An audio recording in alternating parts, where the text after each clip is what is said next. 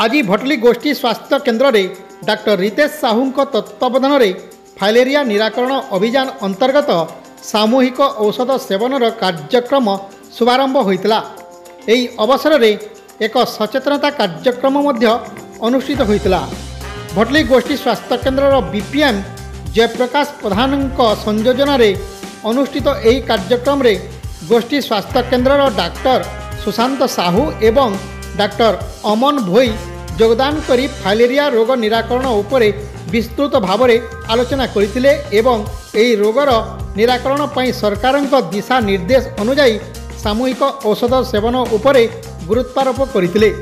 परे स्वास्थ्य केन्द्र समस्त कर्मचारी एवं उपस्थित जनसाधारण सामूहिक औषध सेवन करथिले। एही कार्यक्रम परिचालन में भटली बीपीएम जयप्रकाश प्रधान, एलटी उदित नारायण नंद, रेशमा मेहर, बीएम आलोक विश्वाल, फार्मासिस्ट खुबीराम साहू, सप्तसिनी साहू, शेष नायक, मनोज बीसी, दशरथ बरिहा समेत आशाकर्मी अंगनवाड़ी कर्मी उपस्थित थिले। परिशेष में डाक्टर रितेश साहू धन्यवाद अर्पण करथिले।